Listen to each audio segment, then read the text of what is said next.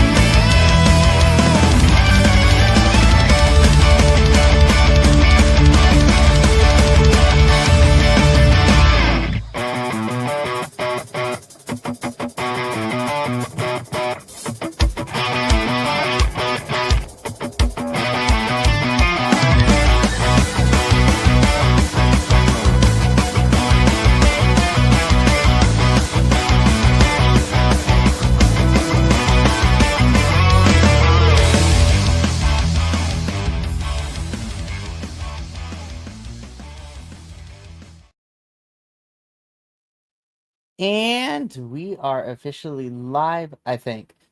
I never know when I'm running things.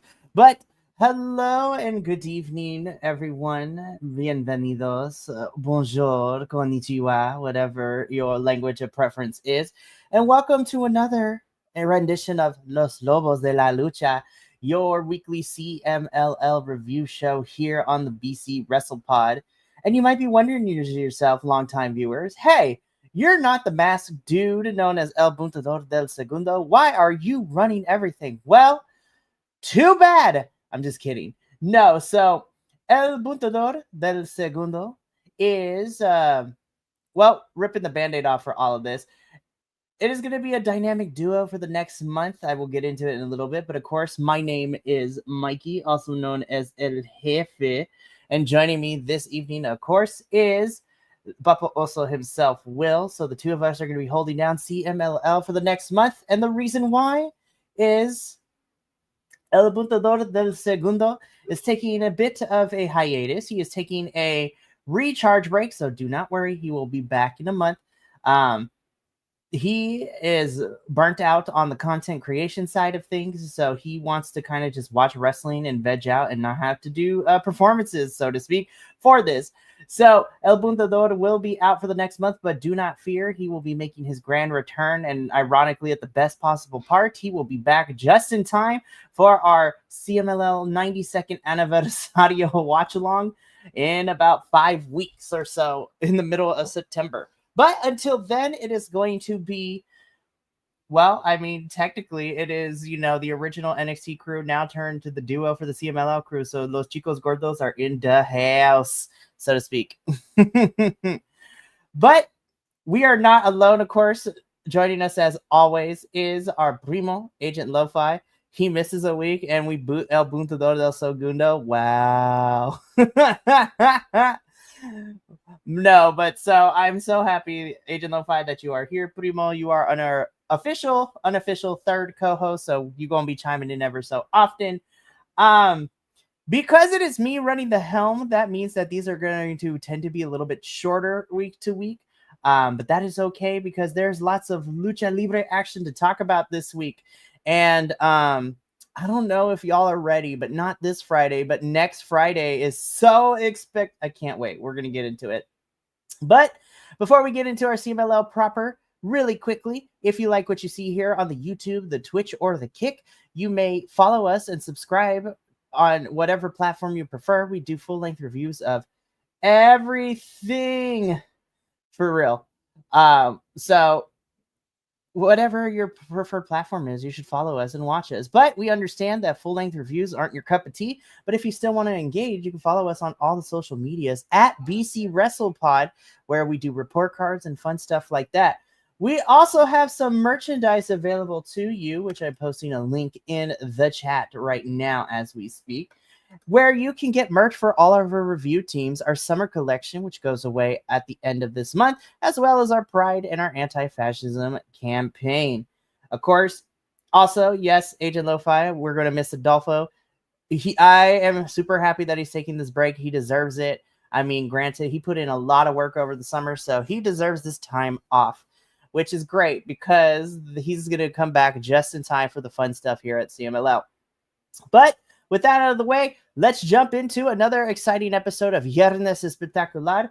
So we have a bunch of stuff to talk about. We had, to kind of throw in a mixed bag, we had some strong folks in terms of everything, which was fantastic. We had some of our crew, or our boys, if you will, from, the Torneo de Escuelas be popping in here as well. We had championship matches. It was wild, which is a lot of fun. So without further ado, let's just jump straight into it. So we kicked things off this past week's Viernes Espectacular with a, relevo sencillo, una caída, so one fall. And of course, this actually sees a lot of some of our boys from the Torneo de Escuelas that we saw a couple months ago. So we see Fury Boy and Pendulo taking on, of course, one of the illest outfits in the game right now in Troyano and Poseidon. So again, for me personally, this is really fun. Anytime we get to see our, for all intents and purposes, our schoolboys who participated in the tournament of the wrestling schools not too long ago in CMLL pop up on the show is fantastic. I cannot wait to see these boys continue to develop. And this was great. I love that our, which I'll bring up your comment in a little bit, Agent Lo-Fi. The fact that we get to see more of the Escuela guys is really fun. So, of course, this was out of one fall. This was really fun way to start off the show. Of course, after a good back and forth, however, we had to have a decisive winner. And of course, for us, that would be the team of Troyano and Poseidon taking the victory over Fury Boy and Bendulo. So, yeah, we're going to talk about that in a little bit, Agent Lo-Fi. But Papa, also, I want to get your thoughts on this first. What did you think of our opener? I really liked it. I like these guys. They were fun to watch. I think Poseidon's outfit was pretty badass. Troyano's was obviously a favorite. So that side was like styling and profiling. But beyond that, I thought this was a really good opener. I thought it was really fun. I always say this. I say the same thing every time we do this. Like, oh, this was a strong opener, because it is. I have yet to see one that was not strong. Now that some have been stronger than others, but I think in the time that I have been watching CMLL, I have never seen an opener that has just fallen flat, like ever. And because they, all of these luchadors, man, they bring it. Whether it's, that's funny, Agent Lo-Fi. I liked it. I love the pageantry of this match. I loved all of it. I thought it was great. I love it. It really got me in the mood for the whole episode. 100%. And so a couple notes from Agent Lo-Fi. Yes, I 100% agreed. This was a fun opener other than what the mishap that happened at the end. But again, they were able to rectify it a little bit better. And I 100% agree with this too. The fact that the Escuela guys are now officially on the CMLL roster is great. So props to them. And yes, Poseidon is very much CMLL's version of Fishman. So once again, Troyano and Poseidon do pick up the victory here, which takes us into our next bout, which the Amazonas are back and in full effect. My God, this was stacked with crazy talent. So this was a relevo australiano de Amazonas a 2-3 caídas, so 2 out of 3 falls Amazonas action, where we had the team of La Catalina, Jarochita, and the Capitana, Lluvia, taking on the team of Hera, Reina Isis, and the Capitana of her team in Miss Persephone, which, of course, anybody who has been following us here at BC WrestlePod knows that Persephone, Reina de Nuestras Corazón. We love her so much. And I look forward to seeing Miss Persephone this upcoming Sunday, as she will be participating in AEW's Forbidden Door pay-per-view, as she will be competing in a fatal 4-way for the TBS Championship against some other international stars as well. So Persephone is representing CMLL in that match, but more on that a little bit later. Oh my God, this match was wild. I think they did a really good job, first of all, with this particular match, especially since Persephone and Reina are going to be challenging Lluvia and Jarochita for those tag team championships at Aniversario, which makes it really, really fun to watch. And then when you get La Catalina, who's been putting in the work across here and in the States, as well as Era, who is also to have her own powerhouse set for her. This was so good. This was a proper Amazonas Trios match. Of course, we went back and forth, but after the dust is settled and after everything is said and done for us, you know, it made a lot of sense for the outcome that ended up happening here, which ultimately led to Persephone, Reina Isis, and Hera to pick up the victory over Lluvia, Jarochita, and La Catalina. Papa Oso, we all know we love the Amazonas here at Los Lobos, but I want to hear your thoughts specifically. What did you think of our Amazonas match? Well, I messaged you when I was watching this. I mean, this match was stacked. I mean, look at all of the Amazonas in this. I was just like, every time they would call a name, and I'm like, oh. I was like, oh my God, this is gonna be on fire, and this was so good. My God. And I agree with Agent Lo-Fi. It's a proper women's trios match. Man, they were teaching the crowd. This is how it's done, ladies and gentlemen. This is how it's done. We need more of this in all aspects of wrestling. We need more of this. Because, you know, what's funny is I look at all 6 of these women, and I think they're all powerhouses. Every single one of them. Individually, they are so powerful in their abilities, but also in their, like, presence. Like, when they were all making their entrance, and this is what I always tell my actors, is that no matter how big your role is, when you walk on stage, you have to believe that your character is the most important character in the play. Whether they're like literally like spear holder number 4 or they're like the lead. And these women, when they walk in, they were the most important person in the room. And you could see it in the match as well. It wasn't I'm more experienced than you. I am better than you. I am that. It's like, I'm the most important person in this ring. No, I'm the most important person in this ring. And these 6 women are so, I could watch them all day long. This could have been an entire night of just these 6, and I would have been like, hell yeah, let's do it. I 100% agree. Again, like you pointed out with Agent Lo-Fi, who says this was a proper women's trios match, this is exactly what it was. And honestly, it does a good job because we continue to build up towards 92nd Aniversario, which then now we're going to space this out because this is going to give Persephone some time since she will be traveling to London this upcoming weekend to participate and represent CMLL over at Forbidden Door. And I'm excited. Again, we have Persephone, Reina Isis, and Hera pick up the victory here, which was so much fun to watch, and I cannot wait to see more Amazonas action down the line. More on that to come. But we got to get into our third match, which talk about a stacked card. If we thought the Amazonas was crazy, this is even crazier. So this is a torneo cibernetico rumbo the 92nd aniversario. So this is basically a torneo cibernetico with all the participants that are going to be heading into the 92nd aniversario match. So on one side, we have the team of Dragon Rojo Jr., Ultimo Guerrero, Esfinge, and Rey Bucanero.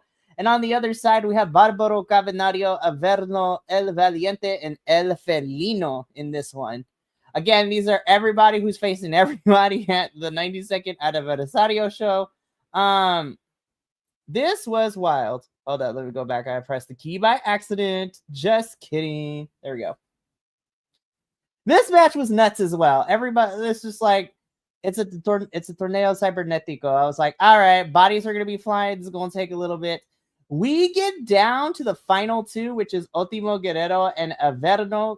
Two people who have years and years and years of experience and, hostility and feuding and whatnot, other words that you can use here.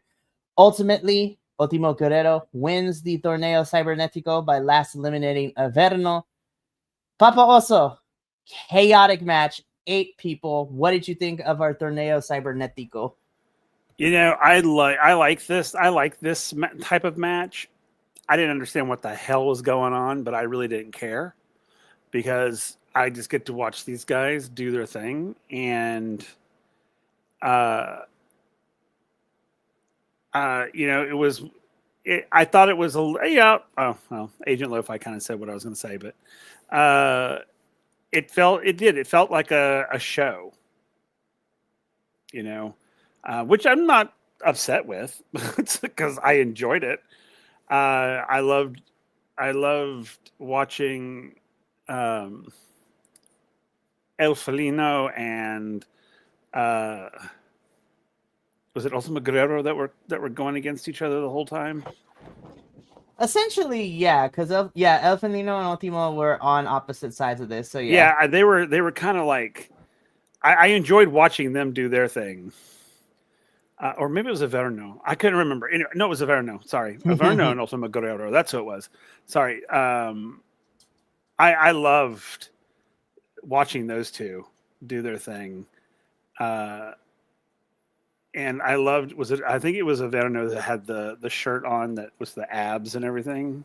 Or was that El Felino? That could have been Felino. Yeah. But whoever it was, that was hilarious.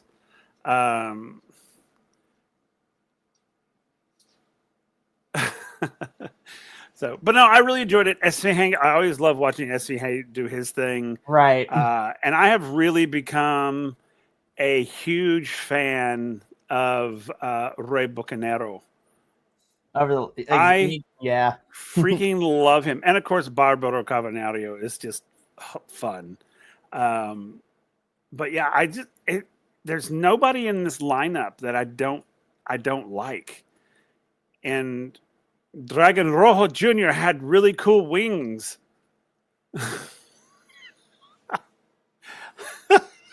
I'm telling you, the dragon wings will do it, man. I swear. I was like, they weren't cheap. They weren't cheap looking. They were actually cool. They weren't like, like he went to Hobby Lobby and hot glued them to something. I mean, it was like really like cool wings.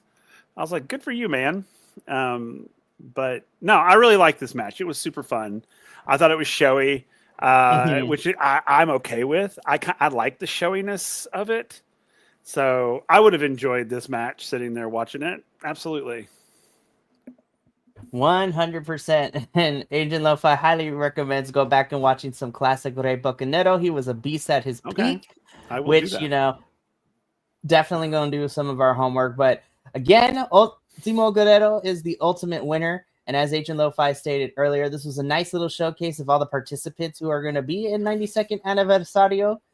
Knock on wood. But yeah, this was great. So before we get into our, next portion of it, let's have a little bit of an ad break. So again, even though El Bundador is not here, I'm going to carry on his legacy for the next couple weeks. So, are you interested? Do you love all the wrestling goodness? Well, do I have the deal for you?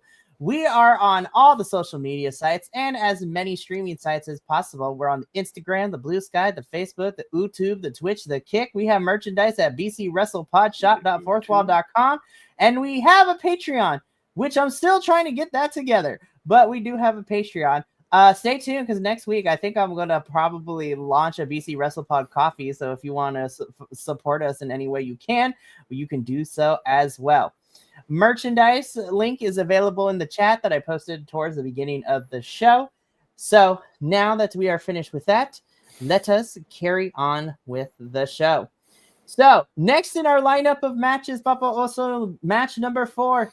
In a Relevo Sencillo match, I already knew this was going to be a banger, and I had a fun time with this one. So this was a tag team match action where we saw the team of Templario and Titan taking on, Los Hermanos Chavez of Angel de Oro and Niebla Roja. So this match was a lot of fun, too. Again, Templario and Titan are two individuals who we've come to love over the last year that we've been covering it. Of course, Templario, no secret, is the baby daddy to Papa Oso. And Titan is one of my favorites as well. But I also love Los Hermanos Chavez with this one, of course. And they're also tag team champs as well. Mm-hmm. Agent Lo-Fi caught me off guard. This match, drooling noises. Yes! I was like, ugh. It really It's was. like, Really was. Okay, first and foremost, for the obvious reasons, because listen, it's me and Papa Oso here, so we're just like, right? But at the same time, though, these 4 can go. Oh my gosh. And I mean, it should be no surprise. Angel de Oro and Niebla Roja are tag champs. The Chavez brothers are killing it. Templario and Titan individually are great. As a team, they are fantastic. This was so much fun. This went back and forth, but ultimately it would be Angel de Oro and Niebla Roja to pick up the victory over Templario and Titan. And yes, I agree, Agent Lo-Fi. The Chavez brothers are really the kings of near falls. I'm like, the amount of times I thought I was like, ooh, this is it. No, this is it. No, this is it. No. I had such a blast watching this match, and I was just like, oh my God, this was a lot of fun.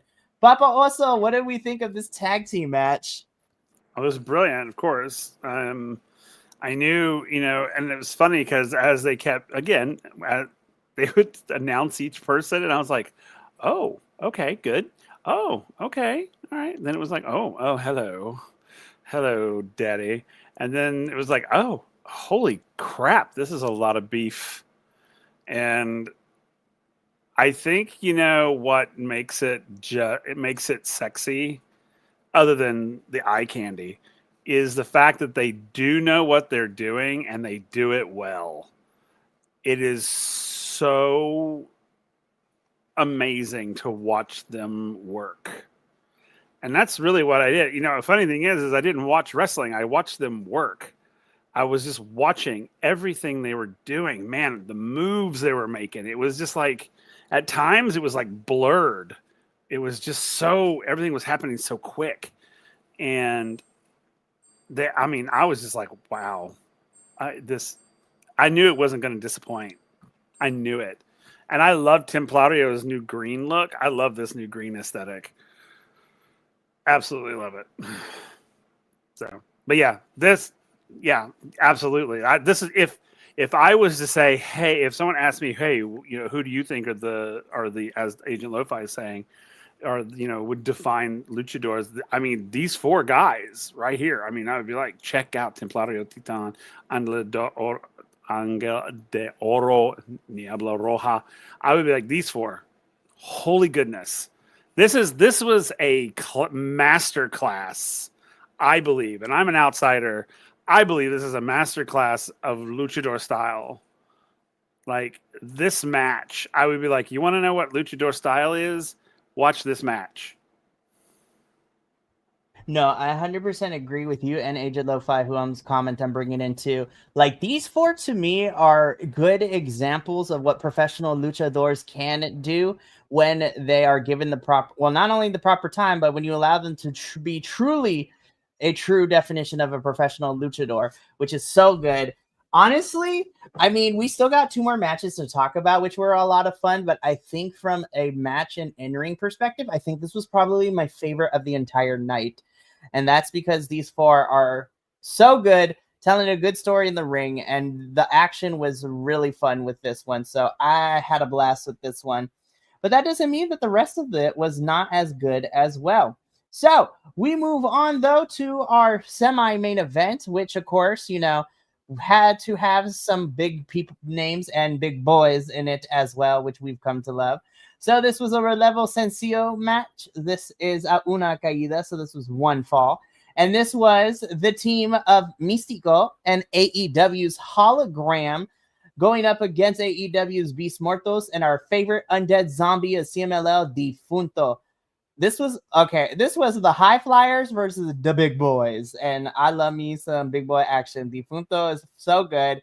Mortos is just out here living his best life, who gets to come here ever so often. And of course, Hologram and Místico teaming up was a lot of fun. So I want to preface by saying this, and this might get me in trouble. So I thought this match was a lot of fun, and I thought it was good. But coming off of, the previous match where I was so enthralled, I was like, this was a fun match. I mean, I still take the tag team match for it. But I still had a fun time with this. Yeah, Agent Lo-Fi, this was wild. For all the crazy stuff they did in this match, I'm really confident that they have even crazier match in them, which I think is why I think I enjoyed this too, because they're like, okay, let's show them what we got. This was wild. And then I was just like, I wonder if we let them go a little bit more, and if they go like balls to the wall, how much more craziness can it get? But again, this was such a fun back and forth between both of these teams. And ultimately, it would be the team of Místico and Hologram to pick up the victory over Beast Mortos and Defunto.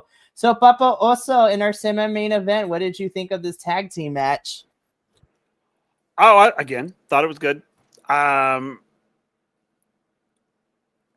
love the Rudos. I love the Beast Mortos, and I love Defunto. So I was secretly kind of hoping they would win. But I love Místico and Hologram as well. But I really wanted the Beast Mortos and Defunto to win so much, because I love those two. I love their whole aesthetic. I love the characters. I love everything about them. So anytime they're in the ring, I'm just like, gosh, you guys are just awesome, and I want you to win, just because they're the bad guys that I like to get behind, because they're some of my favorites in the Orudo category. I think they're so cool. They're good. That's the thing. They're good at what they do. I do get a little concerned about those plastic chains hanging from the Beast Mortos' mask. I really do. I always think someone's going to get caught up in them. I don't know, which no one has, as far as I know. But everyone, when he came out, of course, he came out and they were like bright yellow. So I'm assuming that was so people could see them. But this was really good. I really enjoyed this.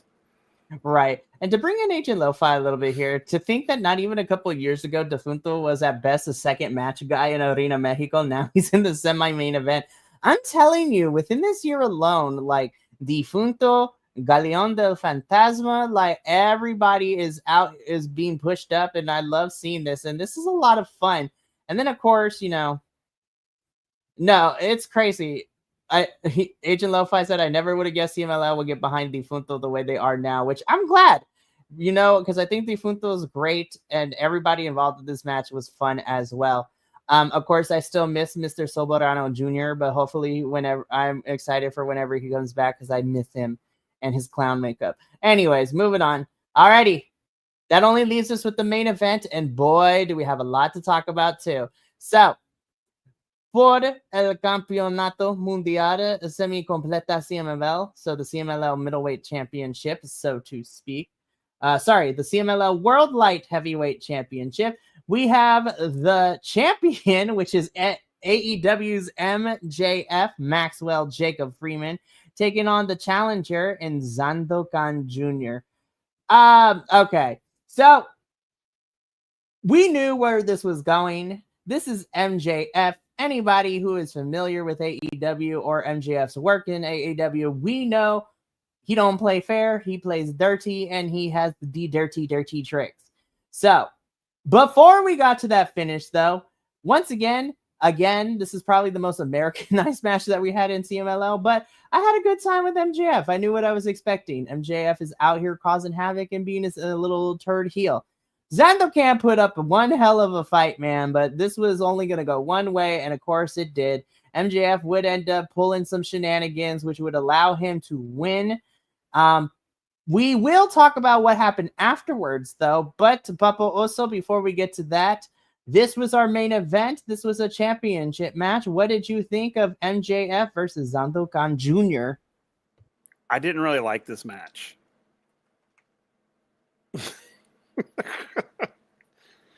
I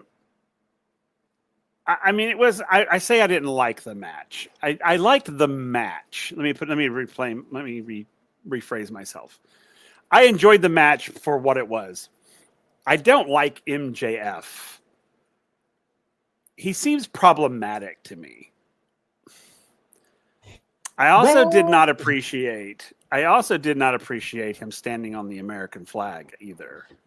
Ooh, okay. Well, yeah, we'll talk about that a little bit because there's a lot of And can I give credit to Mr. Noriega, who grabbed the flag and held onto it so that it didn't get stomped on? So I was like, yes, I love that. And I know America is not the most favorite place in the world right now, but yeah, I am an American, and I found it extremely disrespectful. I did, and especially from an American. That's the low. That drove me insane. I thought it was appropriate that they put it over Mystico. Yeah, so okay, well, that's appropriate. Yeah, so let's talk about that ending. So, of course, Sandokan loses. MJF retains the championship. Mystico comes out. And, of course, MJF and Mystico go back and forth a little bit. Essentially, we knew this was coming. We're going to get MJF versus Mystico at Aniversario. But now the stakes are loaded, so to speak. Because if I remember correctly, and Agent Lo-Fi, you may correct me if I'm wrong. Is it championship for mask or hair versus mask? It's one of those two stipulations. But somebody's about to lose something at Aniversario. And of course, Mystico's mask gets taken again.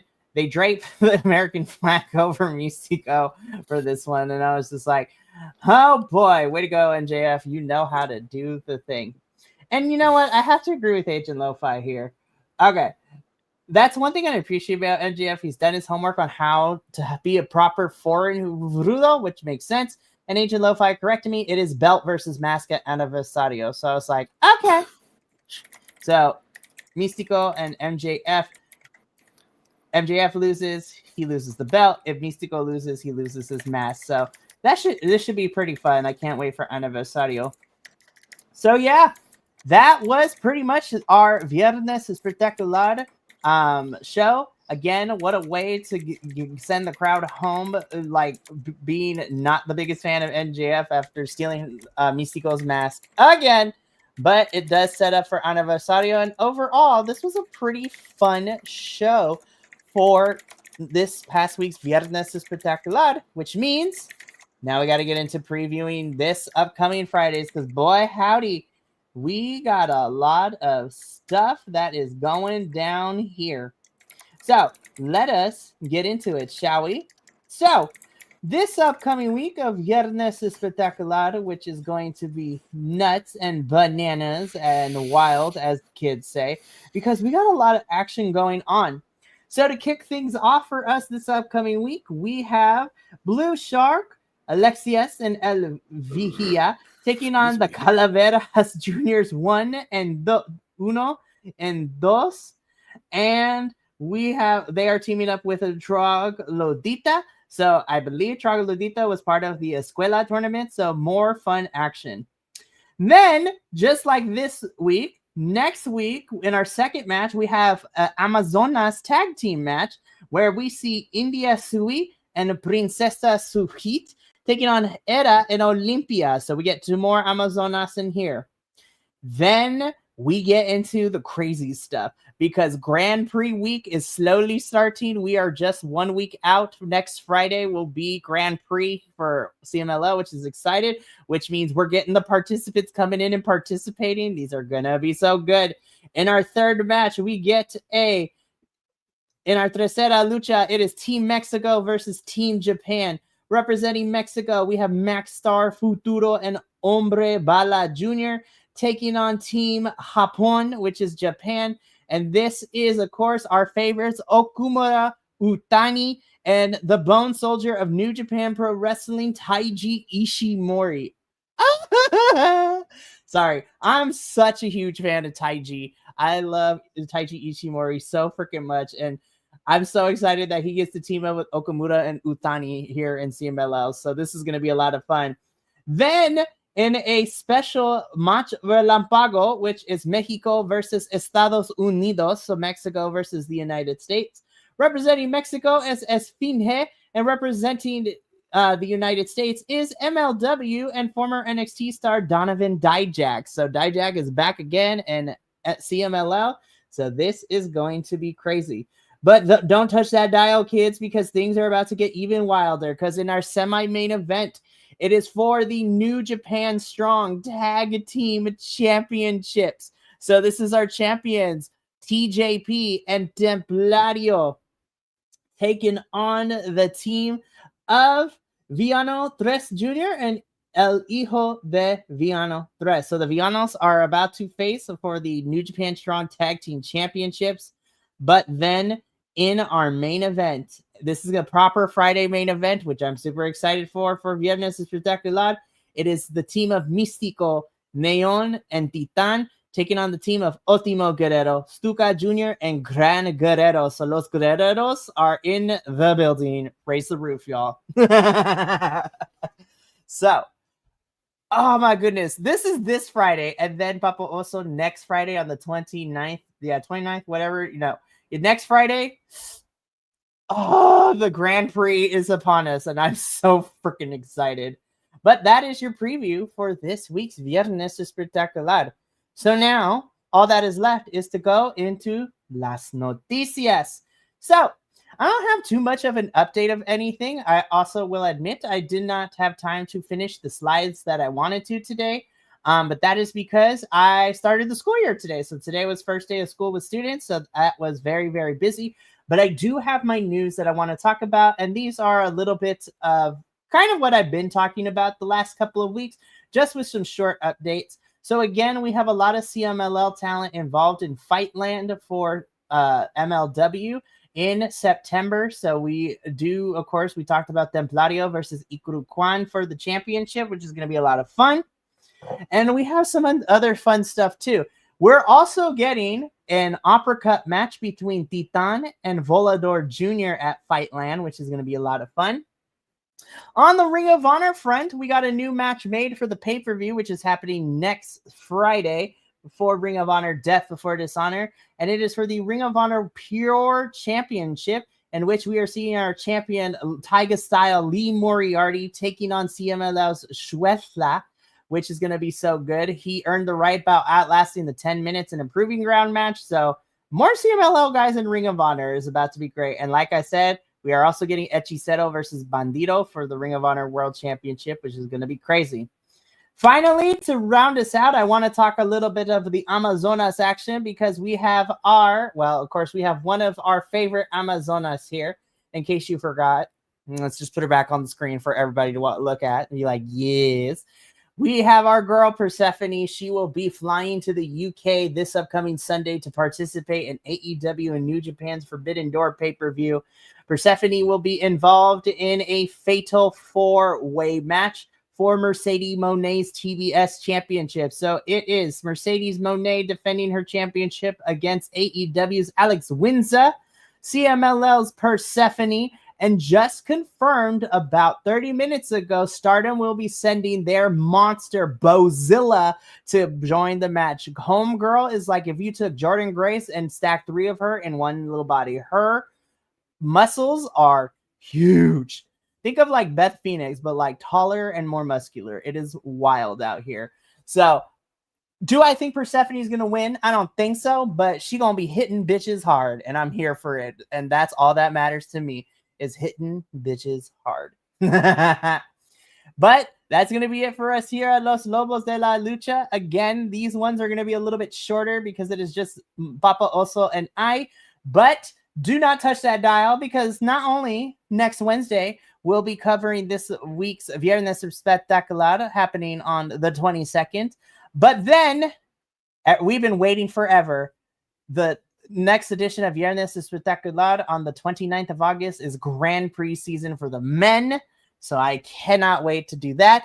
And then we're 4 weeks out, Papa, also from Aniversario. Like, so much fun. But before we sign off for the evening, let's go over what everything else we got going on this week. So we have finished the first half of this week. We get a break tomorrow, but then we're back at it again on Friday with our TNA Emergence review, which is going to be a lot of fun. And then Saturday and Sunday is nothing but watch along. Saturday, we got GCW Homecoming Night 1. And then on Sunday morning, we have Forbidden Door watch along. And then in the afternoon, we have GCW Homecoming Night 2, which is going to be exciting. And I cannot wait for all of that. So that's going to be so much fun. And yeah, it's going to be a good time. But that's going to be it for us here at Los Lobos de la Lucha. Make sure that you come back next Wednesday for another exciting episode, as Papa Oso and I will break down all the Lucha Libre goodness.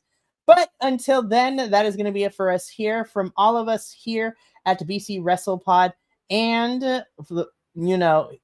the internet in general.